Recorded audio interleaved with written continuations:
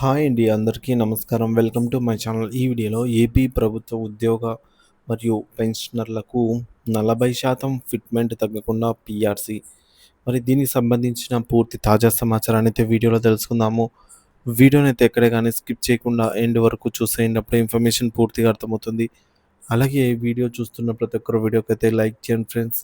ఈ వీడియోని తోటి ఉద్యోగ పెన్షన్ మిత్రులతో అయితే షేర్ చేయండి. కొత్తగా మన ఛానల్ని చూస్తున్నవారు ఇంకా ఎవరైనా సబ్స్క్రైబ్ చేసుకున్నట్లయితే వెంటనే మన ఛానల్ని సబ్స్క్రైబ్ చేసుకోండి. దీని ద్వారా నేను చేసే లేటెస్ట్ వీడియోస్ అన్నీ మీ వరకు రీచ్ అవుతాయి. ఇక ఆలస్యం చేయకుండా వివరాల్లోకి అయితే వెళ్ళిపోదాము. ఫ్రెండ్స్, ఇక విషయానికి వచ్చినట్లయితే అసెంబ్లీలో మంత్రి పయ్యావుల కేశవ్ అండి, so minister of financial minister of state government of Andhra Pradesh. So ఈయన ఉద్యోగులకు సంబంధించి ఉద్యోగ పెన్షన్ల 12వ పీఆర్సీకి సంబంధించి అయితే కీలక ప్రసంగం అయితే చేశారు. అలాగే గత ప్రభుత్వ హయాంలో ఏం జరిగింది, సో రివర్స్ పీఆర్సీగా 11వ పీఆర్సీని అభివర్ణించడం వల్ల కారణాలు ఏంటి, సో 12వ పీఆర్సీ ఎప్పుడు నియమిస్తారు, ఎలా ఉండబోతోంది అనే దాని గురించి అయితే మినిస్టర్ పయ్యావుల కేశవ్ అండ్ మాజీ మినిస్టర్ బొత్స సత్యనారాయణ మధ్య అయితే ఈ విధంగా చర్చ అయితే జరిగింది. సో మరి వారిరువురు ఏం మాట్లాడారనేది ఇప్పుడు వారి మాటల్లోనే విందాము. సో వీడియోని అయితే చివరి దాకా చూడండి ఫ్రెండ్స్.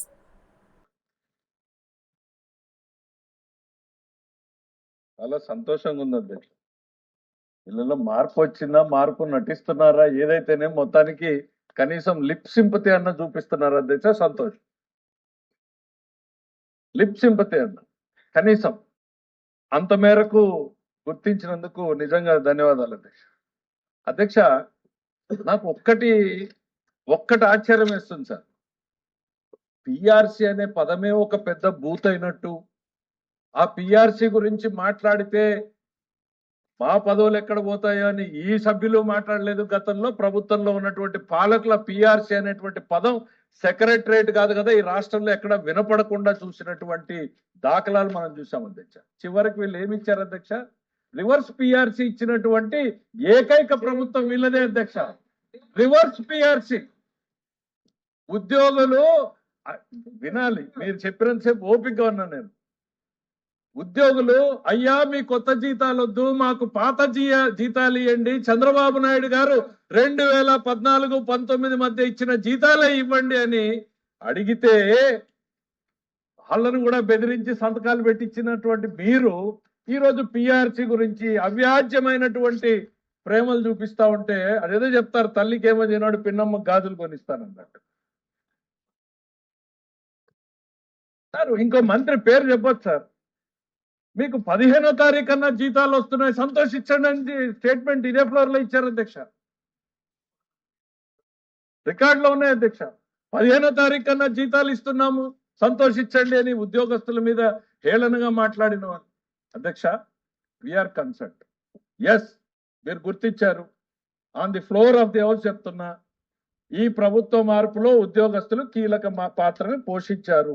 రాష్ట్రం మీద ప్రేమతోటి, తమ భవిష్యత్తు మీద ప్రేమతోటి, రాష్ట్ర భవిష్యత్తు కోసం ఆలోచన చేయగలిగినటువంటి శక్తి ఉన్నటువంటి వాళ్ళు కాబట్టి ఇవాళ ఏ పరిస్థితుల్లో అధ్యక్ష బకాయిలు 30,000 కోట్లు అంటున్నారు. కాసేపు పక్కన పెడదాం అధ్యక్ష, అది 27,000 కోట్ల 30,000 కోట్ల. ఎవరి వారసత్వం అధ్యక్ష ఇది? ఎవరి వారసత్వం అధ్యక్ష ఇది? మేము ఆ రోజు వైట్ పేపర్ లో ఇచ్చింది 21,000 కోట్లు అంటే కాదు, 23,000 కోట్లు అని ఉద్యోగ సంఘాలు ఆ రోజు మాకు వచ్చి చెప్పాయి. ఇంకా మీరు ఇవన్నీ మిస్ చేస్తున్నారు చూడండి. 21,000 కోట్ల రూపాయల ఉద్యోగుల సొమ్ముని వాడేశారు మీరు. You have use that money. మీరు ఓన్లీ ట్రస్టీ. వాటికి ఆ ట్రస్టీగా ఉండాల్సినటువంటి సొమ్ముల్ని కూడా వాడేసి అధ్యక్ష, ఎలక్ట్రిసిటీ అనుకుంటా కరెక్ట్ గా, నేను I'm not able to recollect అది. ఎలక్ట్రిసిటీ డిపార్ట్మెంట్ కి సంబంధించినటువంటి వాళ్ళ సేవింగ్స్ అధ్యక్ష ఏపీ ఫైనాన్స్ కార్పొరేషన్ ఒకటి పెట్టి అక్కడ వాళ్ళకు వచ్చే వడ్డీ కన్నా తక్కువ వడ్డీకి దీంట్లో ఏపీ కార్పొరేషన్ తీసుకుని, దీని నుంచి స్టేట్ డెవలప్మెంట్ కార్పొరేషన్ తీసుకుని అక్కడి నుంచి స్కీములకు పథకాలు రన్ చేశారు అధ్యక్ష.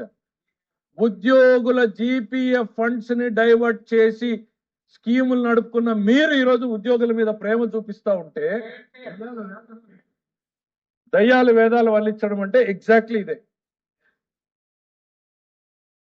దయచేసి ఎస్ వీఆర్ కన్సర్న్డ్ అధ్యక్ష. ఈ రోజు రాష్ట్రంలో ఉన్నటువంటి ఉద్యోగుల పట్ల ఈ ప్రభుత్వం చిత్తశుద్ధితో ఉంది. వాళ్ళ కష్టాలన్నింటి కూడా అధ్యక్ష అసోసియేషన్స్ తో మా వాళ్ళు రెగ్యులర్ గా ఇంటరాక్షన్ లో ఉన్నారు. ఎవరికైనా డెఫినెట్ గా ఎక్స్పెక్టేషన్ ఉంటుంది అధ్యక్ష, పిఆర్సీ రావాలి, మాకు ఐఆర్ రావాలి, పెరగాలి అనేటువంటిది ప్రతి ఉద్యోగులకి ఉంటుంది, ఉద్యోగ సంఘాలకి ఉంటుంది, వాళ్ళ మీద ఒత్తిడి ఉంటుంది, ప్రభుత్వం మీద కూడా ఉంటుంది అధ్యక్ష. కానీ అధ్యక్ష ప్రైవేట్ లో మాట్లాడుతున్నప్పుడు ఉద్యోగస్తులు చెప్తా ఉన్నటువంటి విషయాలు వింటే ఇంత వండర్ఫుల్ ఆర్గనైజేషన్ ని ఎంత దుర్మార్గంగా వీళ్ళు గత 5 ఏళ్లలో ట్రీట్ చేశారనిపించింది అధ్యక్ష. వాళ్ళు ఓపెన్ గా చెప్తారు, ఎస్ వి అండర్స్టాండ్, రాష్ట్రం ఈ రోజు ఏ పరిస్థితుల్లోనూ మాకు అర్థమవుతా ఉంది, అయితే ఇది వేస్తే ఏదో ఒక దశలో కొంతైనా డిస్కషన్ వస్తుంది కదా అనేటువంటిది మాట్లాడుతూ ఉన్నారు అధ్యక్ష. ఇది ఇక ఎన్నికల వాగ్దానాల గురించి మాట్లాడుతున్నారు అధ్యక్ష. మీ ఎన్నికల వాగ్దానాలు మీరు గుర్తుపెట్టుకుని ఉంటే మీకు ఆ పరిస్థితి వచ్చి ఉండేది కాదు. మీ ఎన్నికల వాగ్దానాలు గుర్తుపెట్టుకుని ఉంటే మీకు ఆ పరిస్థితి వచ్చి ఉండేది కాదు. పొరపాటున సింగిల్ డిజిట్ కు పోకుండా డబుల్ డిజిట్ లో మిగిలారు మీరు. దయచేసి బకాయిలు అధ్యక్ష, వారసత్వంగా వాళ్ళు బకాయిలు ఇచ్చి మీరు బకాయిలు పేరుకుపోయినాయి అనేటువంటిది బకాయిలు కాదు అధ్యక్ష, డైవర్షన్ అధ్యక్ష. ఇక్కడ దుర్మార్గమైనటువంటిది ఏంటంటే ఓకే ఆ ఖజానాలోనే ఉండో ఇంకో రకంగా ఉంటే ప్రాబ్లం లేదు అధ్యక్ష. వాడేశారు అధ్యక్ష, వాడేసిన బకాయిల్ని వీళ్ళకి అధ్యక్ష ఇది అవుట్ ఆఫ్ కంటెస్ట్ అయినా గత పాలన గురించి ఒక ఎగ్జాంపుల్ చెప్పాలి అధ్యక్ష.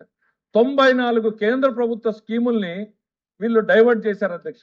దాన్ని రివైవ్ చేయడానికి ఈరోజు చంద్రబాబు నాయుడు గారి ప్రభుత్వం ఎంత కష్టపడిందో ఎగ్జాంపుల్ అధ్యక్ష. 60% కేంద్ర ప్రభుత్వం ఇస్తే 40% రాష్ట్ర ప్రభుత్వం పెట్టాలి.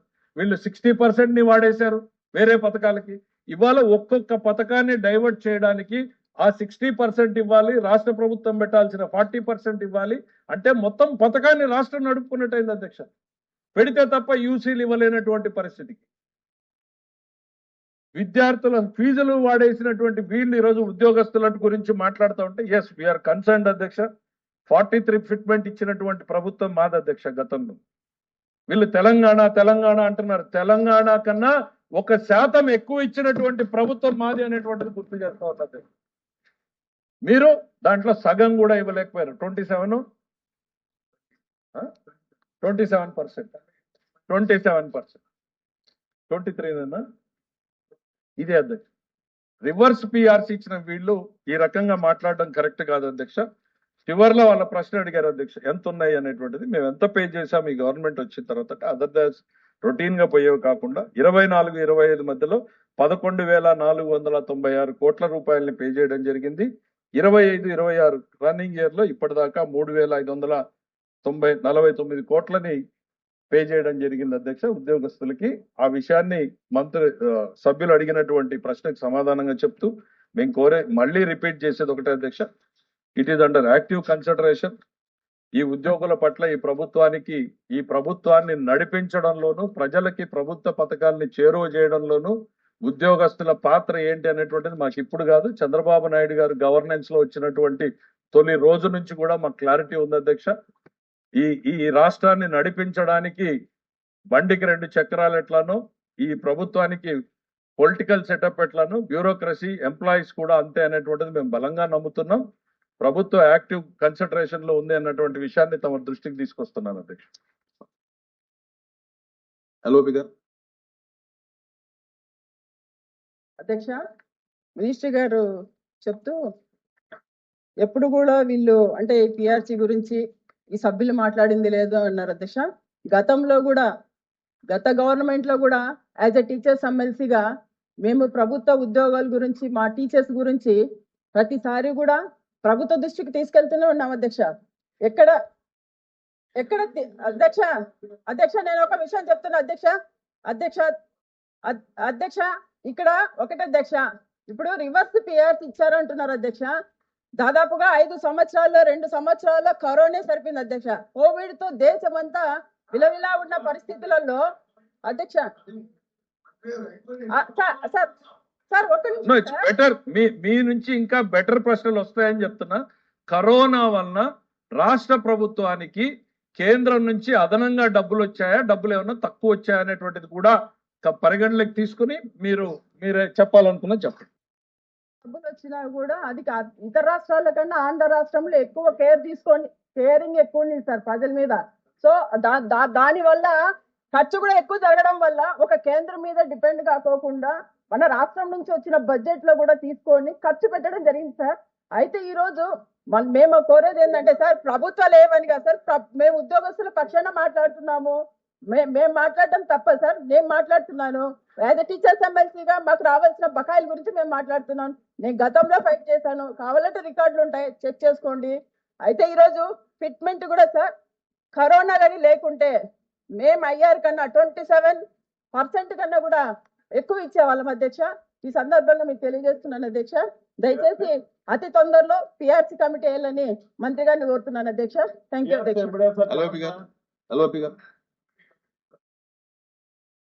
అధ్యక్ష, సపరేటింగ్ సీనియర్ మంత్రి గారు, ఫైనాన్స్ మినిస్టర్ గారు మంత్రిగా కొత్త అయినప్పటికీ కూడా ఆయన సుదీర్ఘకాలం అనుభవం ఉన్న వ్యక్తి అధ్యక్ష. వారు అడిగిన ప్రశ్నని రాజకీయ కోణంలో తీసుకొచ్చి వారు మాట్లాడుతున్నారు అధ్యక్ష. ప్రజలు ఎందుకు వేశారు ఓటు, ఎందుకు గెలిపించారు, ఇటు ఎందుకు పెట్టారు, అటు ఎందుకు పెట్టారు అనేది త్వరలో తెలుస్తుంది అధ్యక్ష. ఒక్కోసారి కొన్ని ఆవేశాలకు, కొన్ని అలవాటు, కొన్ని వారికున్న అత్యుత్సాహంగా ఇచ్చిన వారు చూపెట్టిన ప్రలోభాలకు లొంగి చేయొచ్చు అధ్యక్ష. సరే, వాటర్ ఉంటుంది, ప్రభుత్వాలు మారాయి, అటు ఉన్న వాళ్ళు ఇటు వచ్చాము, ఇటు ఉన్న వాళ్ళు అటు వెళ్ళారు.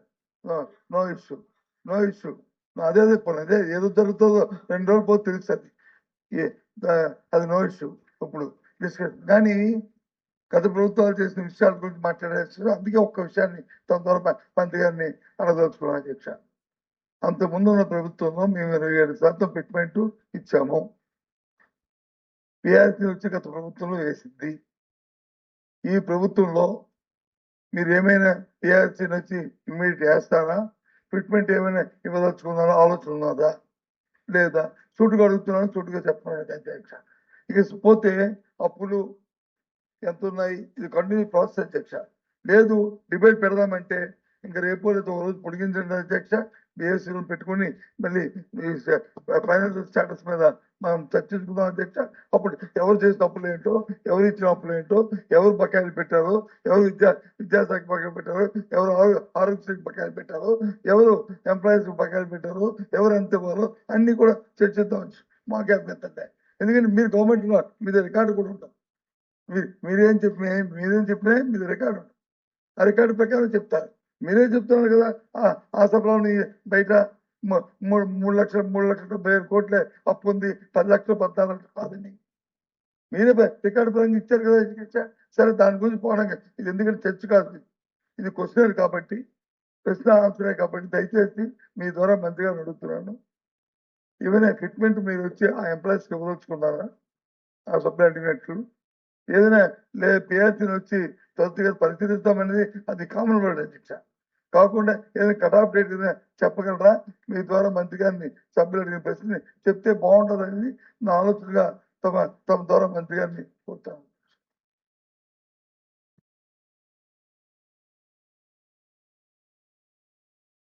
చైర్మన్ సార్, పాలిటిక్స్ మేము మాట్లాడలేదు అధ్యక్ష. పాలిటిక్స్ మొదలు పెట్టింది అక్కడి నుంచే అధ్యక్ష. ప్రభుత్వాల మార్పు గురించి, ఓట్ల గురించి మొదలు పెట్టింది వాళ్ళ అధ్యక్ష. మొదలు పెట్టిన తర్వాత బాల్ కిక్ చేసిన తర్వాత తిరిగి ఆడాల్సినటువంటి బాధ్యత ఇటువైపు ప్లేయర్ మీద ఉంటుంది అధ్యక్ష. ఎల్ఓపి గారు ఏం మాట్లాడారు అధ్యక్ష? ప్రజలు ప్రలోభాలకు గురవుతారు అనేది ఆయన మాట్లాడుతున్నారు అధ్యక్ష. ఈ డెమోక్రసీలో, ఈ ఫ్లోర్ ఆఫ్ ది హౌస్ లో మనం డెమోక్రసీలో అత్యున్నత స్థానం అనుకునేటువంటి శాసనసభలో కూర్చుని ప్రజలేసినటువంటి ఓట్లకి, తీర్పుకి వారు ఇచ్చేటువంటి భాష్యం ఏంటంటే ప్రజలు ప్రలోభాలకు గురై ఓట్లేశారు అని, ప్రజల పట్ల వాళ్ళకి ఏ రకమైనటువంటి భావన ఉంది అనేటువంటిది స్పష్టంగా వేదిక ద్వారా చెప్పారు అధ్యక్ష. This is the attitude of the opposition. ప్రజల పట్ల వాళ్ళకి ఏ రకమైనటువంటి అధ్యక్ష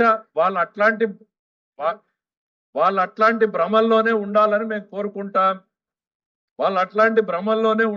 కోరుకుంటాం. ప్రజలు ఇచ్చినటువంటి తీర్పుని మీరు అట్లనే చూడండి. ఇంకో 10 ఏళ్ళలో 15 ఏళ్ళలో అక్కడే అదే సింగిల్ డిజిట్ తోటే ఉండేటువంటి ప్రయత్నం మీరు చేద్దరు. మిమ్మల్ని కనువిప్పు కలిగించేటువంటి ప్రయత్నం కూడా మేము చేయం. కాకపోతే ప్రజలకి ఈ వేదిక ద్వారా చెప్పాలి, మీకు ప్రజల పట్ల ఏ రకమైనటువంటి ఆలోచనలు ఉన్నాయనే దానికోసమే వివరించడం జరిగింది అనేటువంటి చెప్తా ఉన్నాను అధ్యక్ష.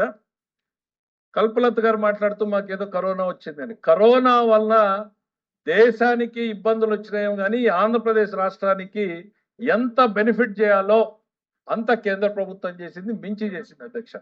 ఎంత స్థాయిలో చేసిందంటే అధ్యక్ష, ఈ 2 సంవత్సరాలకి 15th ఫైనాన్స్ కమిషన్ లో రాష్ట్రానికి రావాల్సినటువంటి డబ్బుల్ని కూడా ముందు 3 ఏళ్లలోనే వాడేసేంత సహకారం వీళ్ళకి లభించింది. ఈ 2 సంవత్సరాలుగా రెవెన్యూ డెఫిసిట్ గ్రాంట్ ఒక్క రూపాయి లేకుండా ప్రభుత్వాన్ని నడుపుతున్నాం అధ్యక్ష. వాళ్ళు ఇప్పుడు రావాల్సినటువంటి డబ్బుని ముందు 3 ఏళ్లలో 10,000 చొప్పున 3 ఏళ్లలో వాడేశారు అధ్యక్ష. మీకు తక్కువ ఎక్కడ రావాల్సిన దానికన్నా ఎక్కువ వాడేశారు. ప్లస్ 2014-19 మధ్యలో మేము ఏదైతే రెవెన్యూ డెఫిసిట్ గ్రాంట్ కోసం పోరాటం చేశామో ఆ 10,000 కోట్లని కూడా మీరు వాడేశారు.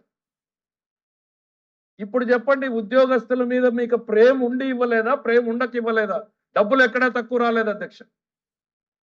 ఇప్పుడు నేను చెప్తున్నా, ఈ 2 ఏళ్లు మాకు రెవెన్యూ డెఫిసిట్ గ్రాంట్ రాలేదు. ఈ 2 సంవత్సరాలకు రావాల్సింది ముందు 3 ఏళ్లలో వాడారు.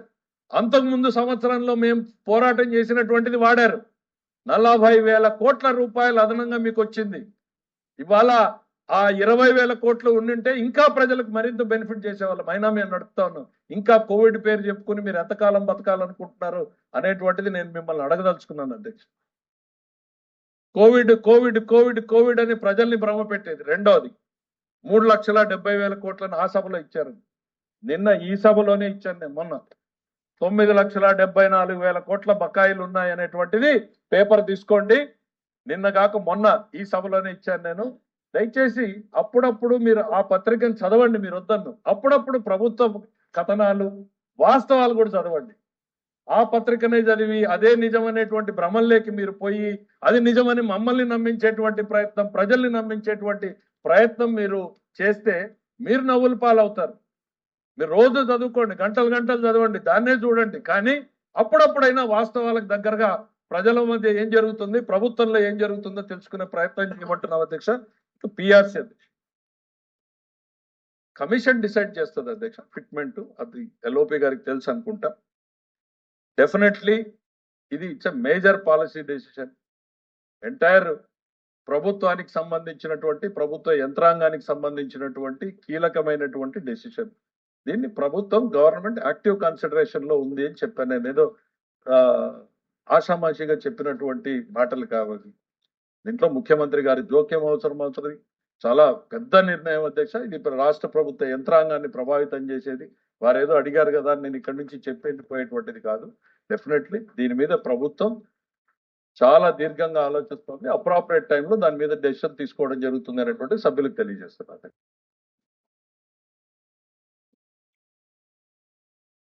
మంత్రి గారిని సభ్యులు సూటిగా ప్రశ్నించారు అధ్యక్ష. ఈ రాష్ట్రంలో ఉన్న ఎవరైతే ఉద్యోగులు ఉన్నారో ఉద్యోగుల తరఫున ఇప్పటికే 8 నెలలు అయింది. గత చేసిన పిఆర్సీని వచ్చి క్యాన్సిల్ చేసి కొత్త పిఆర్సీని వేస్తారని వాళ్ళు రిజైన్ చేశారు. క్యాన్సిల్ చేశారో వాళ్ళు నిరాశ చేశారు. వాళ్ళు రిజైన్ చేశారు. చేసిన తర్వాత కొత్త పిఆర్సీని వేయవలసిన బాధ్యత ప్రభుత్వానికి ఉందా అధ్యక్ష? ఉద్యోగుల మీద కానీ ఏమాత్రమైన చేసిమెత్తైన వారికి వాళ్ళ మీద ప్రేమ ఉంటే, లేదు వాళ్ళ తాలూ శ్రేయస్సు మీద బాధిస్తుంటే అది చేయలేదు అధ్యక్ష. ఇందాకన్నా అధ్యక్ష, ఎస్ మోసపూరితమైన ప్రలోభాలకి మీరు ఇచ్చిన మోసపూరితమైన ప్రలోభాలకి మీరు ఆలస్యం పెడితే ప్రతి సంవత్సరంగా ప్రలోభాలకు వచ్చారనేది ఎస్ నేను స్టిగానే ఉన్నాను. అదే రికార్డ్.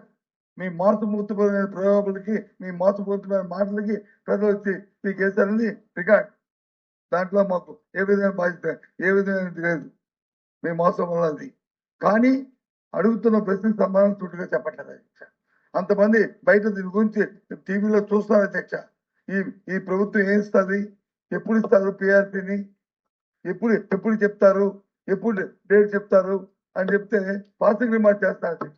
సో కాబట్టి ఈ ప్రశ్నకు నిరసనగా, ప్రభుత్వం తన నిర్లక్ష్య వయసుకి నిరసనగా ఉద్యోగస్తుల తాలూకా ఆవేదనకి మరి మద్దతు తెలుపుతూ వారు చేస్తున్న ఆవేదన కోసం మేము వచ్చి ఇక్కడ వాకౌట్ చేస్తాం. ఎందుకంటే ప్రభుత్వం నిర్లక్ష్యం ఎవరైనా వాళ్ళకి కాదలేదు, ఉద్యోగులైనా కాదలేదు, సభ్యులైనా కాదలేదు, ప్రజలకు కాదలేదు.